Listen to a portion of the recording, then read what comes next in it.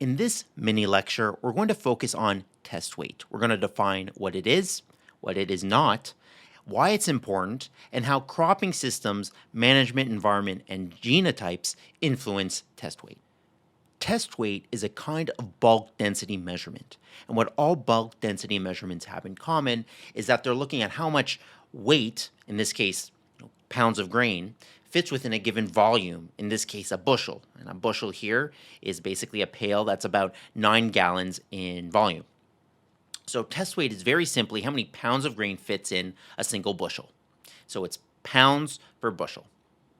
Now, the reason why we use bushels in agriculture to talk about grains is because back in the day, before people had access to scales to weigh things, it was a lot easier to make commercial transactions with bushels, right? If I was buying or selling 10 bushels of grain, it was really easy for me to see what that was and to make that transaction, as opposed to having to weigh things out when we didn't have scales.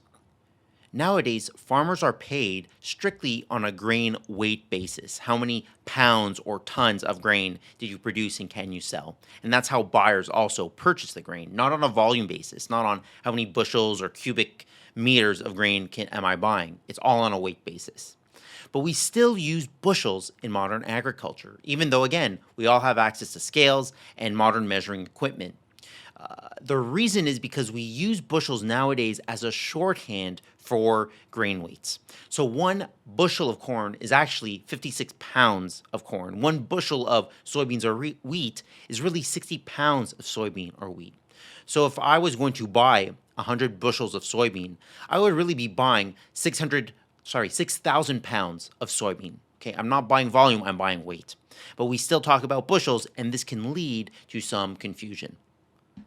So why does test weight matter if farmers are selling grain on a weight basis? Who cares how much pounds of grain you can fit in a bushel when you're just selling pounds anyway? Well, test weight comes into play at several points, and it's important for several points along the supply chain. First has to do with grain transportation. So farmers do sell and buyers buy grain on a weight basis. But if you're shipping grain, you're shipping a truckload of grain, you're limited, you're restricted to a certain volume, right? A given truckload can only transport however many cubic meters of grain or however many bushels of grain. That's a volume measurement. And so the higher the test weight of that grain, the more weight you can pack into a single truckload. And so the more efficiently you can transport grain. And that's also why buyers, not only farmers, but buyers who are moving grain, prefer higher test weight grain. Test weight also matters for end users. So let's say I'm an ethanol plant or a brewer, and I'm converting corn grain into alcohol, ethanol. The chemical reaction that runs my life and it determines the efficiency of my whole operation is the one you see here, converting starch, and most of a corn grain is starch by weight, converting starch into ethanol. And so let's say I only have a certain amount of fermentation tanks. My fermentation tanks are only so big. And so if I want to maximize the efficiency of my operation, I want to pack each fermentation tank with as much starch as possible, as much grain as possible. And so heavier test weight corn means that the heavier the test weight, the more grain, the more starch I can pack into each of my fermentation tanks, and that'll improve the efficiency of my whole system. And so test weight matters for those kinds of reasons as well. Test weight also determines how long grain can be stored before spoilation and spoilage from different pests or disease. Generally, the lower the test weight, the shorter the storage life of that grain. So what do I want you to know from what we've covered so far in the lecture? I want you to be able to define what test weight is and how it's different than grain yield. I also want you to remember at a high level what the three reasons why test weight is still important today. Now, what determines test weight? Test weight is a function of two different things: the density of individual grains or kernels and how well those grains or kernels pack together in a given space. The density of individual kernels or grains is a function of two things. First is how much volume of that kernel is taken up by air. So, for example, in corn, a given kernel of corn, 4 to 9% of that corn kernel by volume is actually just air. That can be microscopic air spaces between starch granules or larger voids in the middle of a kernel. And so generally, the higher the test weight, the less air is taking up space in that kernel. So here you see an electron microscope image of a cross section of a corn kernel, and you can see the black is empty space, it's air. And you can see black little dots around the endosperm. Those would be microscopic, invisible to the naked eye air spaces. And then in the middle, you can see a blacker area. That would be a void, an empty space in the middle of the kernel. Sometimes these are visually apparent. So here you can see empty voids in the middle of a corn kernel. In this example, very late maturing corn hybrids were being planted late in the season. It's not something a farmer would typically do. We were just, stressing the system. And you can see very clearly this would be low test weight corn because of the large voids in the middle. The next factor that's going to influence individual kernel density is how much starch is in that grain. So when you think of the constituents of grains or kernels of temperate field crops, those grains are primarily made up of starch, oil, protein, and water. And starch is by far the densest of those materials. And so the starchier the grain, right? If you add a unit of starch and replace, say, a unit of water or protein or oil in that grain with starch, that grain will become more denser. And the denser that kernel, the heavier the test weight. Aside from individual kernel density, the other factor that determines test weight is how well those kernels pack together, how densely they pack together. And that's a function of things like how slippery the seed coat is. It's a function of the shape of those seeds, and all things being equal, it's how uniform those seed shapes are. Basically, the more uniform the shape and size of seeds in a seed lot, the higher the test weight, the better they're going to pack together. On the right, you see photos of two different ears of corn with very contrasting, very different kernel shapes. Okay, on the left, you have more hexagonally flatter kernel shapes, and on the right, you have more rounder spherical shaped kernels. And all things being equal, the kernels on the left are going to have higher test weight because they're going to pack better together. There's going to be less airspace between those kernels when you pack them down compared to the rounder, more spherical kernel shape. And again, the more uniform the size of kernels in a seed lot, the more uniform, the higher the test weight. While farmers sell grain on a weight basis, they can receive price premiums or price penalties based on grain quality parameters, including test weight. So end users or buyers' willingness to pay premium for certain qualities or refusal to pay even market price for grain that does not meet certain minimum requirements, including test weight. So here you can see different grades of corn produced in Ontario and the minimum test weight requirements for each grade. And here you can see the minimum test weight requirements for different grades of Canadian Western Red Spring wheat. These are all publicly available information. So takeaways at this point in the lecture, what do I want you to remember? Well, remember the two factors that influence test weight. Remember the two determinants that determine grain density. That's one of the determinants of test weight. And finally, remember how kernel shape is going to influence test weight, looking at more spherical shaped kernels versus more hexagonal, flatter kernels.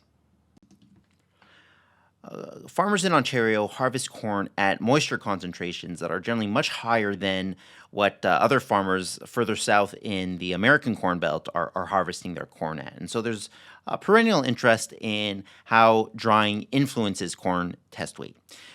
Generally, and I do mean generally, almost always, but not always, drying corn increases test weight. And it does that through two reasons.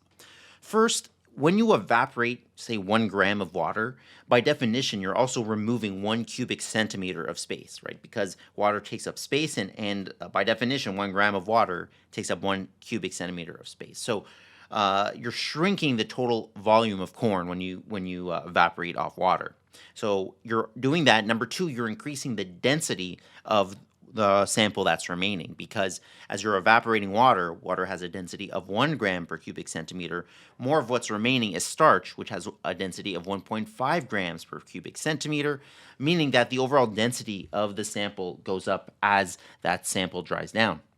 So while drying down corn generally increases test weight, the magnitude, the amount of test weight gain you're going to get really does vary. It's hard to predict. And this is some data that illustrates the point. These are a number of corn harvested from a number of fields across the Midwest of the United States. I forget which state this data comes from.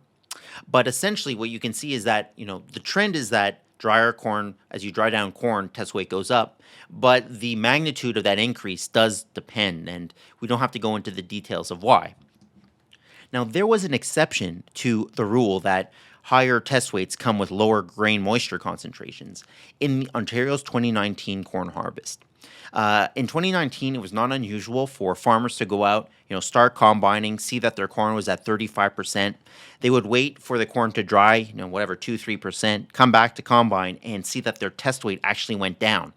And that, confused agronomists, confused farmers because, there's this exception. This was an exception to the rule.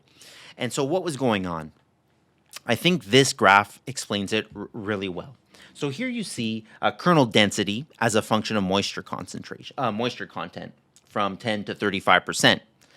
And when you start drying down very wet corn, right, say from 35% to 30%, you're actually going to get a reduction in kernel density. So as that corn dries down, you're actually getting a reduction in kernel density and therefore a reduction in test weight. It's only after 30% do you get that, what we expect to happen, we get higher test weights or kernel densities as that corn gets drier. But between 30 and 35%, it's a different relationship. And I think that's what was going on in 2019. And so, why do we get a reduction in kernel density and test weight when drying down from 35 to 30%? It's believed to be due to the configuration of starch granules in the endosperm, but no one really knows for sure. Let's be clear, there is no strong relationship between test weight, a measurement of density, and grain weight, which is a measurement of weight or mass. Test weight is not a yield component, and so it doesn't factor into yield calculations on a per area basis. But, and this is where people can disagree, I happen to have data that I think supports my position, that test weight is strongly related to kernel weight, and kernel weight is indeed a yield component. High kernel weights lead to higher yields. It's not so straightforward that high test weights lead to higher yields, however. But environmental management and genotypes that facilitate high kernel weights also tend to facilitate high test weights, and so they move together. That's my opinion based on data sets I have access to. So what environmental conditions favor high test weights and also high kernel weights? First would be an absence of stress during the period where potential kernel weight is determined, roughly from pollination or just before pollination to about 2 weeks after pollination, depending on the crop that we're talking about. Generally, during this time, potential kernel weight is established because potential sites of starch granules, the number of starch granules is being determined. And what you can see here, this is a photo of wheat starch granules in wheat grains. And you can see on the top photo, you have quite a large number of starch granules that were set during normal conditions. These are microscope photos taken at maturity. And on the bottom, you can see starch granules. This is also taken at maturity, but there was a 3-day heat stress that occurred during this, just after pollination, during this period where potential kernel weight is determined. And if you wanted to count, you can see that there's a lot less starch granules when there was heat stress, and the granules are more widely spaced. They're not as tightly packed as in the top photo. And so this is going to determine or help determine kernel weight as well as test weight. Another weather condition that promotes high test weights is basically cool nights. Basically, weather that promotes a very long grain fill duration. You want warm days and cool nights. Management conditions that are going to facilitate high test weights and high kernel weights is going to be adequate nutrient supply during the grain fill period. So during the linear phase of grain fill, once potential kernel weight is established, there's a very tight relationship between nutrient supply to a kernel or grain and carbohydrate supply to a kernel or grain. And so basically the amount of starch that's accumulated per day in a grain is very strongly related to how much nutrients are flowing into those grains. This is data from one of my studies done in corn in 2018. And you can see a very strong relationship. So you need good, adequate nutrient supply during the grain fill period. Any nutrient deficiency is going to reduce the amount of starch, essentially carbohydrates, going into the grain. Now, which nutrients are most important? The nutrients that are most important for high test weights and high kernel weights are ones that are primarily taken up during grain fill, Okay, so nutrients are taken up throughout the life cycle of the crop, but we really want to pay attention to the nutrients that are taken up mostly during the second half of the growing season during reproductive growth, and also nutrients that have a high harvest index, where most of those nutrients end up in the grain. Okay, a nutrient harvest index greater than zero point 0.6. Okay. So more than 60% of those nutrients that a crop takes up end up in the grain by harvest. And generally, those nutrients that fulfill both requirements, primarily taken up during grain fill and have a high nutrient harvest index, are your nitrogen, phosphorus, zinc, and sulfur. And this is in corn. This might be different based on for a different crop, or it absolutely will be different for a different crop.